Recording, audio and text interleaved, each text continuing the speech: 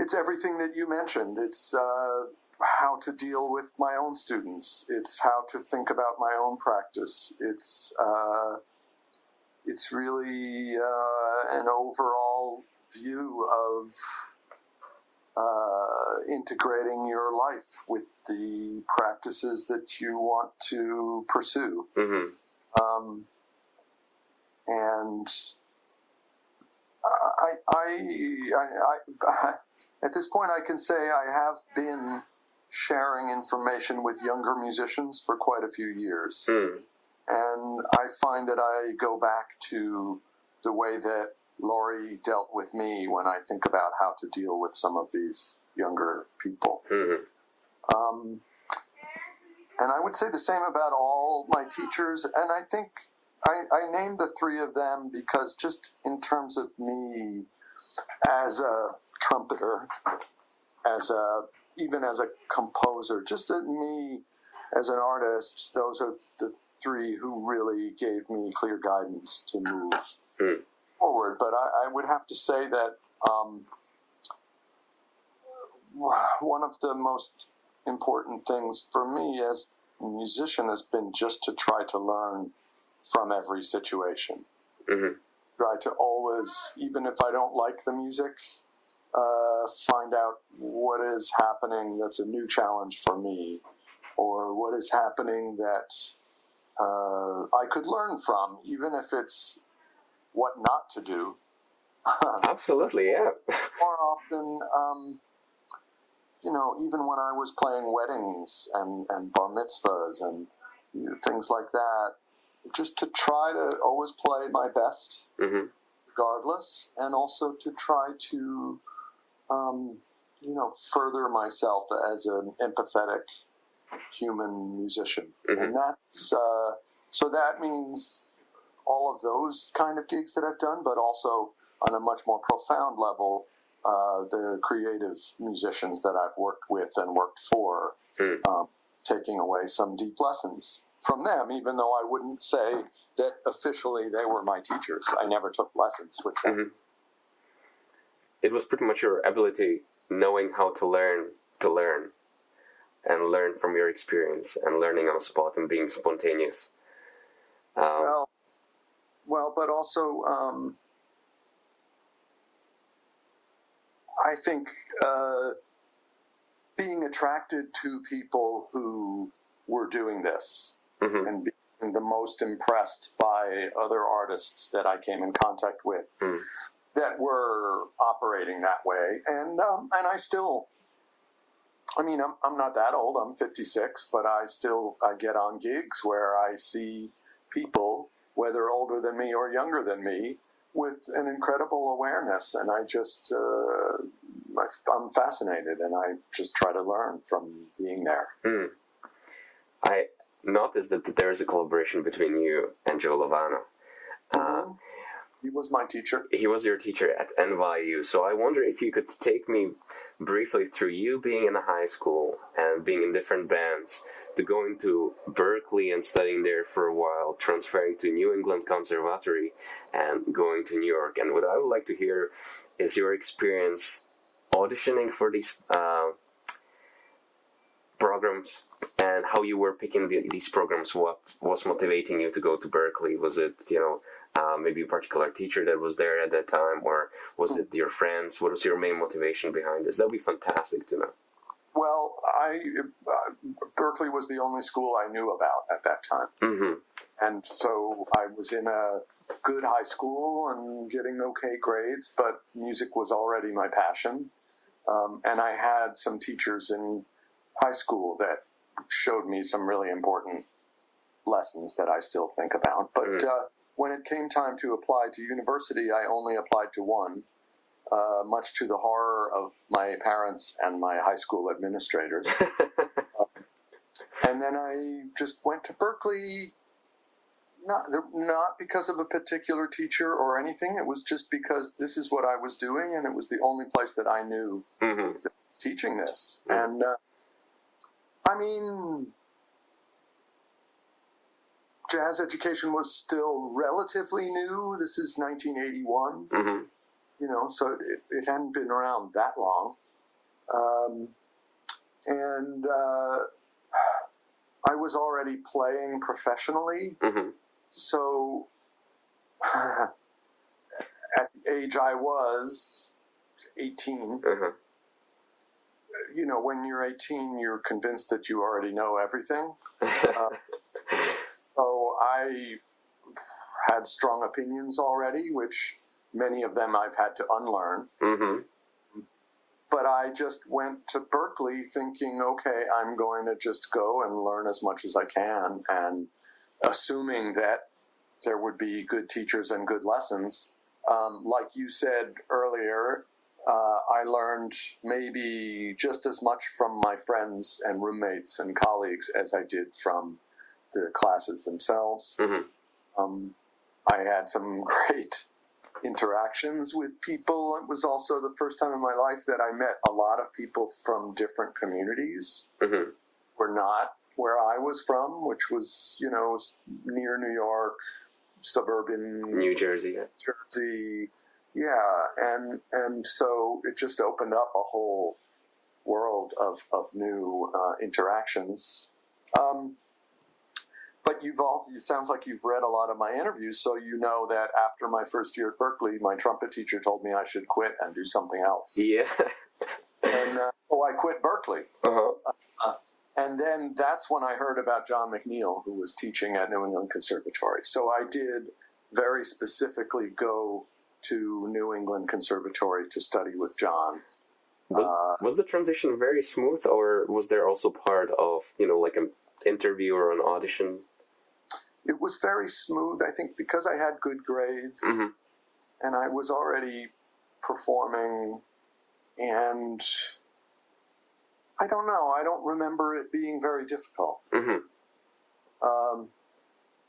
But also I may not have been paying attention to that so much. I just was passionate about music, practicing. After that teacher told me to quit, I spent the whole summer, practicing hours every day, and working at, what Wendy's is? It's like a hamburger chain. Yeah. And I made hamburgers in the evening and practiced trumpet all day, every day. Fair play. I'm a vegetarian. And, but also, I got even more frustrated with the trumpet because self-directed study, I was just working out of this big technique book on my own. And I needed guidance. And it was frustrating that I had tried to get that guidance and been just told to go away. But within 1 month of lessons with John, things started to change. And things came together. And I loved it so much, and I was just making music and studying ear training and learning about harmony and composing, and I felt like, and you can relate to this, I'm sure, I felt like the amount of information that I got between 1 year at Berkeley and 1 year at the New England Conservatory was enough information for me to practice it for the rest of my life. Didn't feel like I needed to be in music school anymore. And now it wasn't because I already knew everything. It was now because I had, 3 miles of materials to go work on and try to practice. So I took a year off and got some gigs and just practiced all day, every day, and did transcriptions and practiced everything that I had been shown and worked really hard at it. And then really the decision to transfer to NYU was that I decided it was time to be in New York. That a lot of my friends in Boston were always saying, "Oh, I'm just practicing so I can get good enough to move to New York." And I thought, well, even if I move to New York, I'm still going to have to practice. So I might as well just, cut out the middleman and just move there. And I was able to take all my musical credits and transfer to an independent study division at NYU, which allowed me to study with Carmine Caruso. Mm-hmm. Carmine was the teacher of John McNeill. All right. John introduced me to the technique of Carmine, and so one reason to move to New York was that Carmine was still alive and teaching in New York, and I took lessons with him. And I had some composition lessons from people like Jim McNeely. Mm-hmm. And I did a semester of studying with Joe Lovano, sight reading and playing with the metronome and learning tunes and learning keys, learning about sound. I also was still doing gigs with people like Jack McDuff and, playing around New York. I played in the street with bands. Mm-hmm. Vince Herring was among the people that I was playing with. And it was important for me because in order to start a creative life in New York, it gave me 2 years of my feet on the ground with a place to live and a job. So that when I graduated in 1986, I wasn't just like, okay, now I have to start from zero. Mm-hmm. I had some work and I had connections and I was playing jazz gigs, and by this time I was also playing avant-garde gigs and electric gigs and all kinds of commercial music. Mm-hmm. And just staying open to everything. And I got very lucky that some colleagues decided to make a record. It was called Second Sight. It was on vinyl. Mm-hmm. It was recorded, I think it was in 85, maybe 86. Mm-hmm. Somehow Horace Silver ended up hearing this record and called me to join his band in 1987. That's amazing. Yeah, it was, I couldn't believe it. And the funny thing is, Peter, that I thought, okay, here goes. I went and I told my dad, I got this incredible gig and here I go. I'm going to do it. Just like I always said, and you always thought I wouldn't be able to make it. And I was with Horace for 6 months. But when that gig ended and he went back to California and reformed his band, and it was almost like I had to start again. Mm-hmm. It was not a smooth progression. Mm-hmm. Like the way you read it in the biographies of musicians. It always seems like it was a straight line. Mm-hmm. And it wasn't at all. It was a very frustrating period after that because, it wasn't like I went from Horace Silver to our Blakey Jazz Messengers to, playing with whoever, Sonny Rollins or, Mm-hmm. just sort of like I was back in New York. And that was the period when I realized that if I wanted to create my own work, I'd have to write my own music. Absolutely. And I had done some composing, but that was the moment when I became a composer. Mm-hmm. I thought, okay, I'm going to call musicians that I like and invite them to come play this music that I'm writing. Mm-hmm. Then all of a sudden it took on much more serious dimensions. And I went back to a deep period of study. Mm-hmm. Some of it was materials I'd been given in music school, but a lot of it was just things I found on my own and curiosity and talking to my people I was working with and hearing really inspiring people in the scene that was just a little older than me, like hearing Steve Coleman play and hearing Bill Frisell play and hearing John Zorn and Joey Barron and Don Byron and, all sorts of musicians who were on the scene, Marilyn Chris Bell. Mm-hmm. These are all people, about 10 years ahead of me. and a lot of them I've gotten to work with now, but yeah, at the time they were doing things that I could see myself wanting to do. So I just kept working really hard at it. It's still like that. I mean, it's like that now. When I have a class of young musicians who are composing, or we're singing Bach chorales, or we're singing monk tunes, or we're playing my music or standards or anything at all, I'm always learning. It's a brilliant answer to that. I made a big mistake last week, and two of my students in my class corrected me, and I couldn't have been happier. Like, you guys are right. I love that. Do you remember the pitfalls usually students make and false assumptions about their future careers versus the reality? And maybe could you compare your false assumptions when you were a young student and what kind of pitfalls your students that are now studying with you, they have, and you see in them that they need to maybe work on a little bit more? That's a difficult question.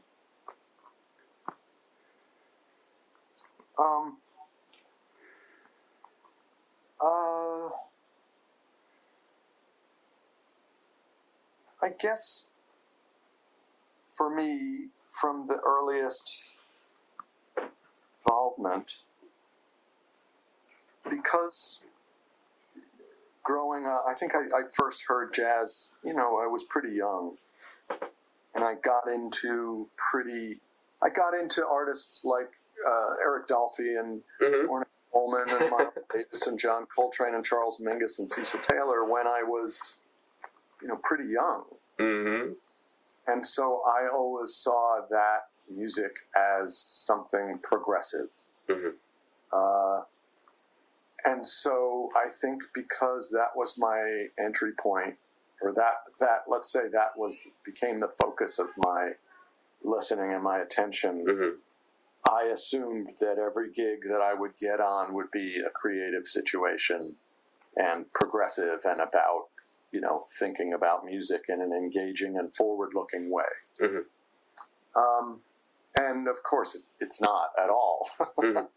I mean, and now I'm very lucky to be in this position where I can think about music as broadly as I want to. And I'm very often the boss. So I can, make every situation that kind of moment of discovery and search.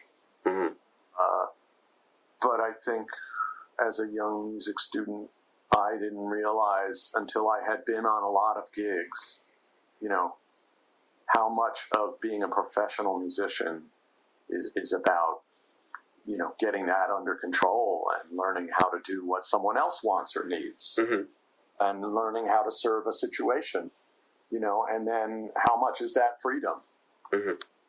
If your real challenge is to get inside the mind of the band leader and figure out how to best serve what that person is hearing, that's a kind of freedom, but it wasn't anything that I had ever thought about when I was,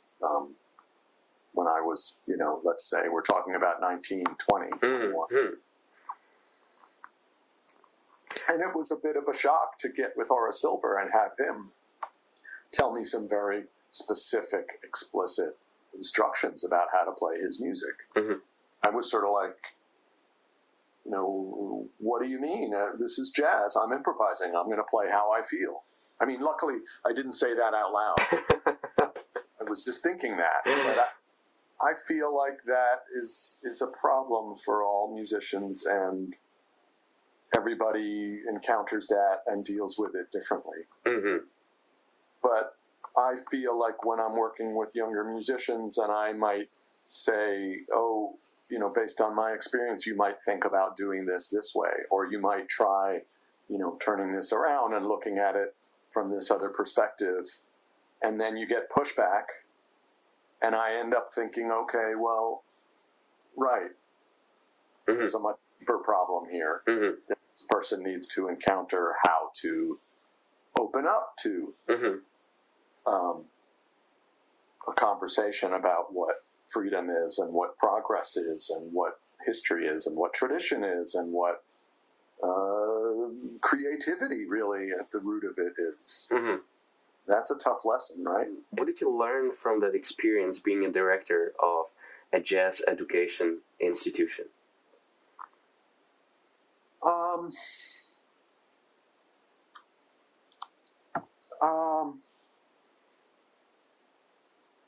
Wow. Well, so many things. Mm-hmm. I almost don't know where to begin.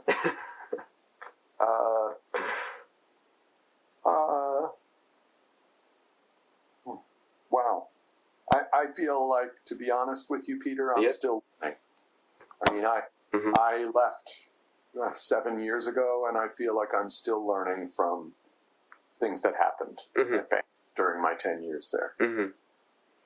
Because I think we always have to go deeper. Mm-hmm.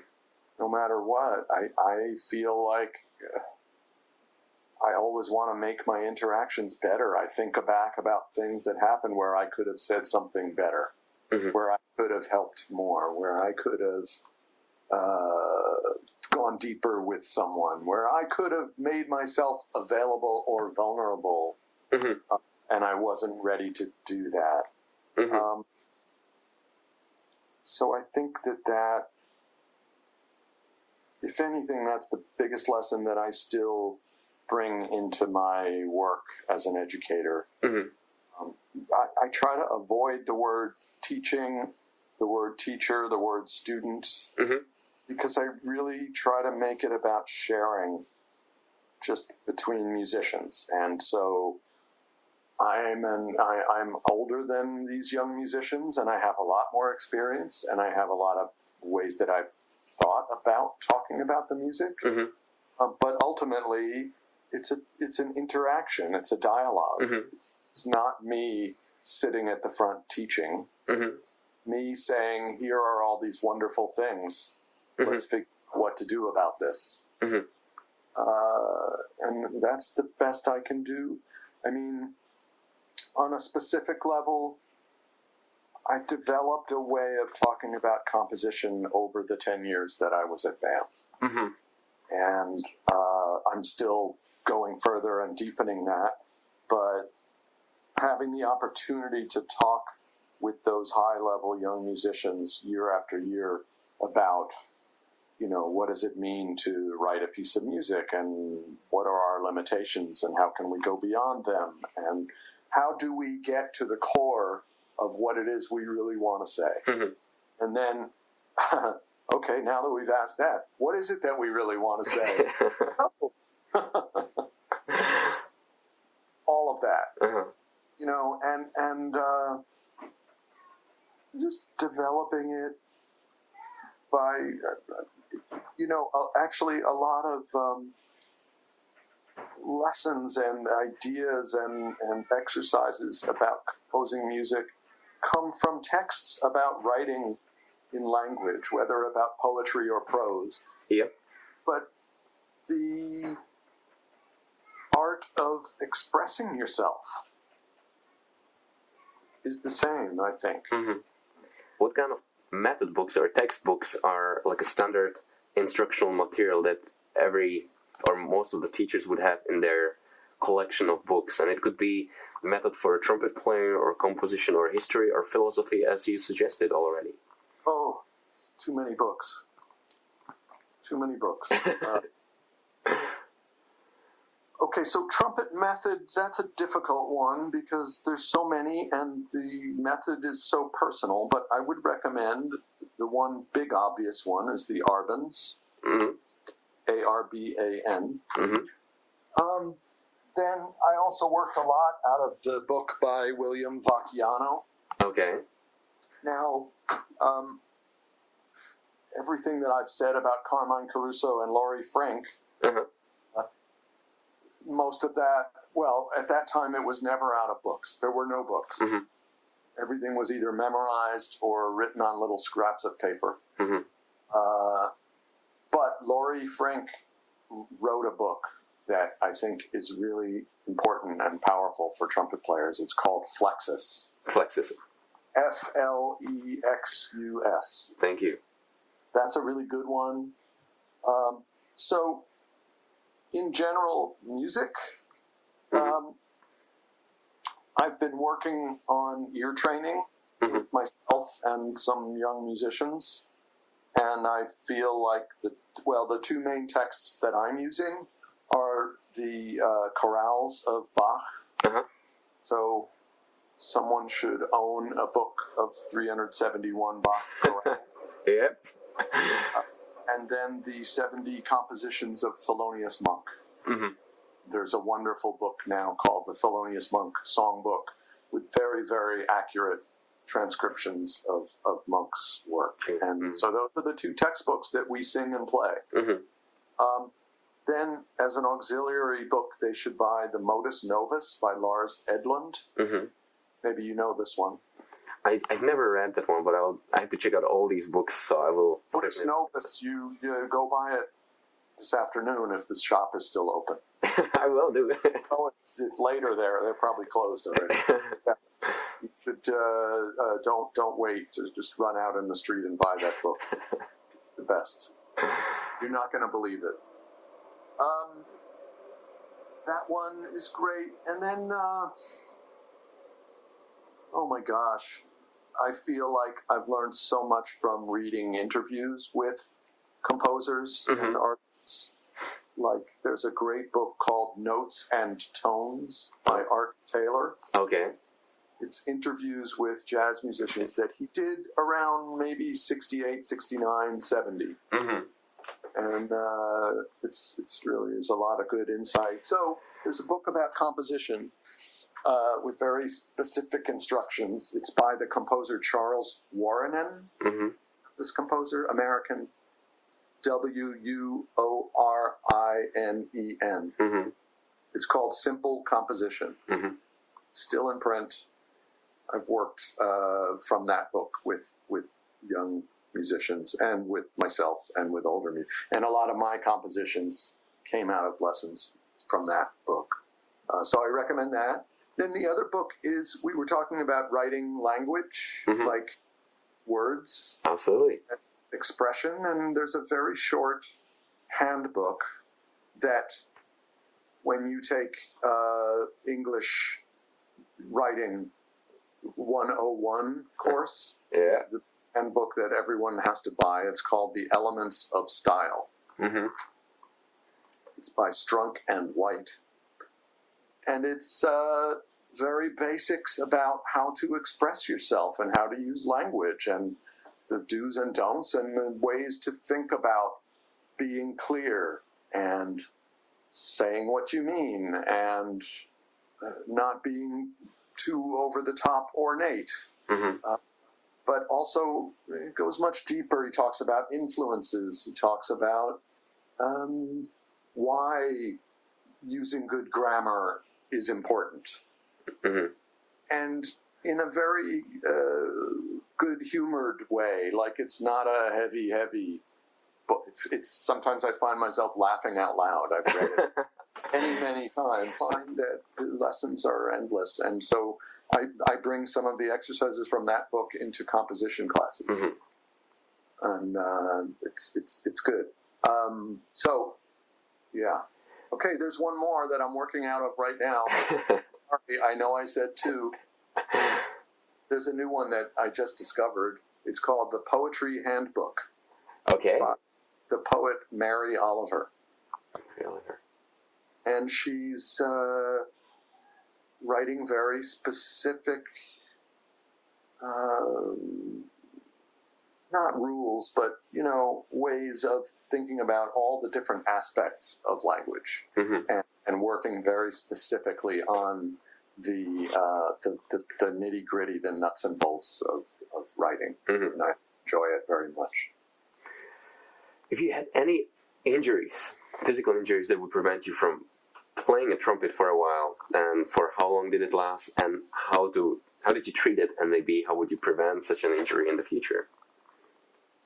I had a period where I was overplaying, and I was getting some damages from just too much, and this is when I went to Laurie Frink, and the first thing she made me do was find a way to take 3 months off from playing trumpet. take a break so that I could come back. So I did that, and it really made a big difference in my life. Was it a complete break? Like, from day one you didn't play trumpet for 3 months, or was there some sort of small easing into it? No. It was. I mean, I couldn't have any gigs during that time either. Okay. So, because in order to perform on the trumpet, you have to be warmed up and practice. Mm-hmm. So it just meant find a time when you don't have gigs for 3 months, and put the trumpet in the closet and forget about it. And the first thing I realized was, wow, I have so much free time in the day now.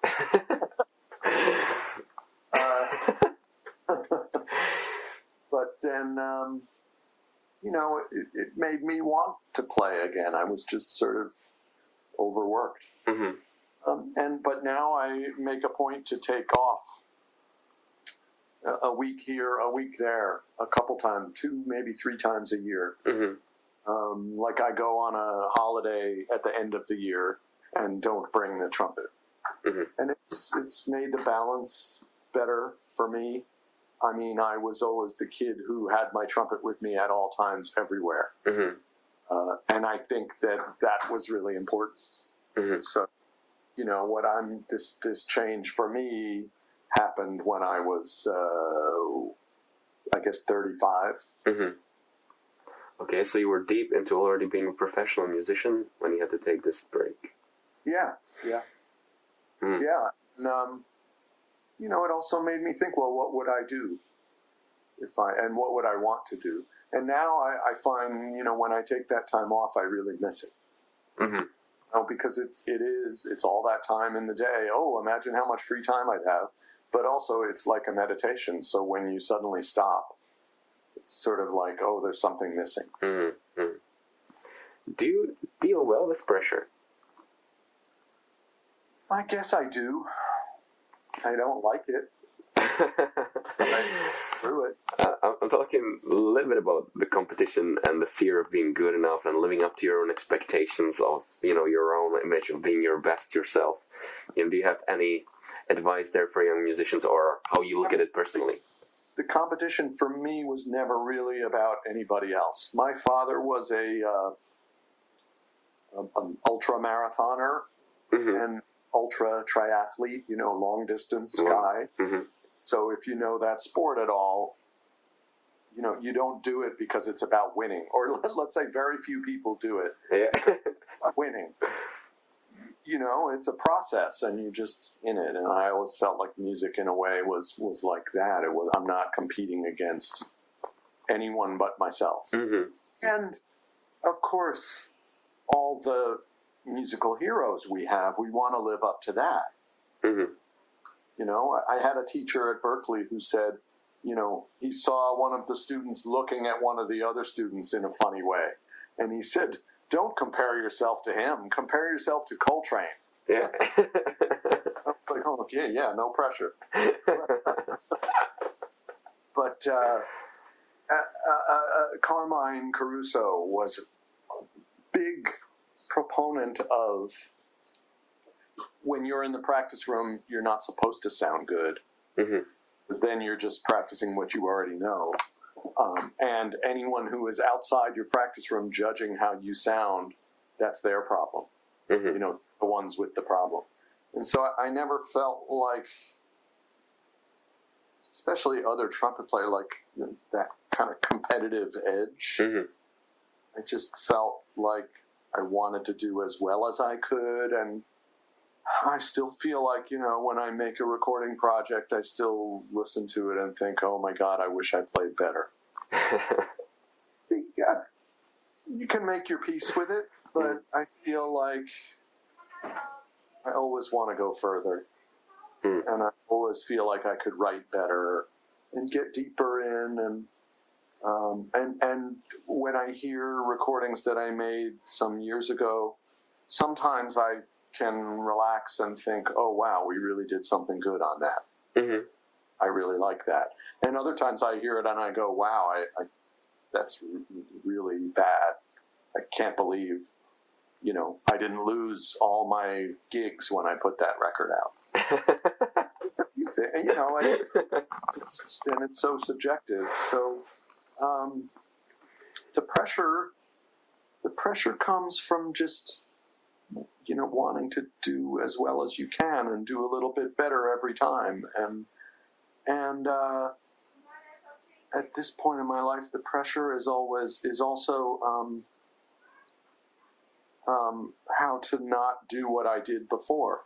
Mm-hmm. How to bring new musicians into the work and, integrate them fluidly and gracefully.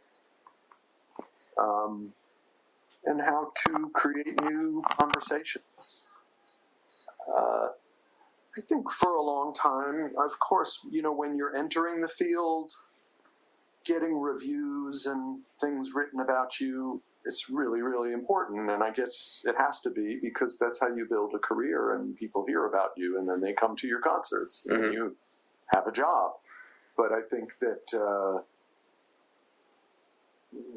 at a certain point, that stuff becomes less important, and what becomes more important is the progress and continuing to move forward and being able to challenge myself. I think one of the reasons I started Greenleaf Music was just so that I could keep doing that without any barriers, anything in the way. Did you use any patterns, people that motivated you, to set up actually a business? It's a company, right? It's a company. Yeah, it's a music company. It's not so much. I mean, we make recordings and make CDs and LPs and digital downloads, but I call it Greenleaf Music because it's not just a record company. And it has become an umbrella for everything that I do, which includes supporting other artists and people that I love and that I feel like the music should be heard and that deserve to have the platform to have a career and be out there making the music. So if I can help them in a sustainable way, then I'm going to do that. Now, sustainable these days, it's have to be.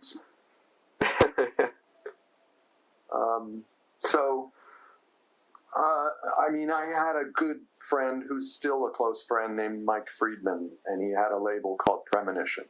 When I was on a major label, and this major label was getting bought by another major label, exactly at the moment when I had finished my first contract of 7 records. And this friend, Mike, said, hey, it's time. You should start your own label. This was in 2004. And I think without him, I probably wouldn't have done it. He just had the experience and the smarts, and he was 100% in my corner, and he still is. And, a friend like that is so rare. So that's one of the reasons. But also, when I was playing with Horace Silver in 1987, he had his own record label. So I saw him selling CDs and sometimes vinyl at the show, at the concerts. And there's a history of people having done it, but people around me, Tim Byrne, started the label, and John Zorn, and remarkable, huge catalog, just countless people that are making records because of Tzaddik. Greg Osby had a label. Branford Marsalis started a label. And now it's getting even more common because you don't even really have to have a label. You just get a Bandcamp page. But I've always felt like the music company, like you said, it's more about the whole community, about interviewing other musicians on a podcast, about having sheet music available, about, information not just about my next gig, but about, how we think about what we do. About supporting all the different kinds of projects I'd like to do. My music, each recording that I make is tied to a different idea and a different concept. And so, to talk about this piece, Facts and Fictions, which is based on the work of a friend who's a painter. Fablio, which was inspired by the Ars Nova, 14th century Machaut. or Scandal, the record that I made with Joe Lovano, or this latest one, Devotion, the trio with Caine and Andrew Cyril. And also, has allowed me to do this subscription series, which I think is increasingly important for creative artists to, develop a community of people who are following the work. So we record 12 tracks in December, and we release them once a month of a new project. Here it's called Engage. And you have to subscribe to the label to get it and hear it. And so it changes the conversation in a few important ways. One is that the listener only gets one track per month, and they get to deal with that for a little while. It's not like CD just keeps playing and the whole record goes by. It's like, I'm going to digest this one piece for a month, and then I'm going to get the next one.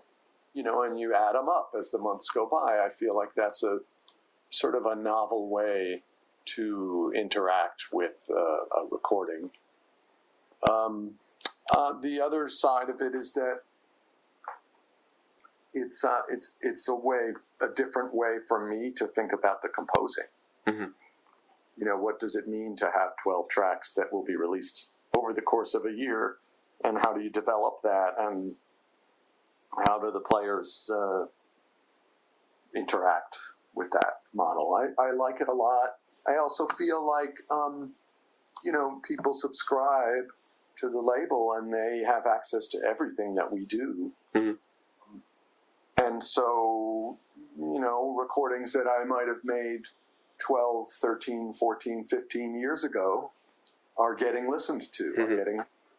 And that makes me really happy because, as you know, your recordings are like your children. What piece of advice would you give him as a professional, fresh musician that is leaving the college? What kind of piece of advice would you give him into his future and adventures as a musician? Well, like you said at the very beginning, stick with the people you met, and these are your most important allies. You'll still be playing with them, hopefully 20, 30 years from now. I would say that, especially these days, this probably won't surprise you, keep an open mind about what a job is in the music industry. Because it might not only be just as an instrumental soloist that you end up making your living. And there's arranging and composing and songwriting, but there's also recording, engineering, sound design. My stepson is working now mostly as a recording engineer and a video game composer, which 10 years ago, those jobs probably didn't exist. Absolutely. You are even saying, what does it mean to be a musician in 2019? And so be a musician and be a web designer. Every musician needs a good website. Yep. You figure out how to do that well, you're still in the business. But, now you have this interesting job and you're still playing your instrument. So I would say diversify. Travel. Don't try to meet people from other places. That might have been the most important aspect of the Banff program, was that it was musicians from all around the world would make connections with each other, and those connections would live and last. And I still see former attendees of Banff touring together. Both live in Australia and Denmark and Canada, and getting together to do projects. I think it's great. And thank you so much for your time and lovely chat. I mean, I had such a great time. So I hope you will have a nice weekend. Thank you. Thank you. Okay. Take care. Bye-bye. Bye.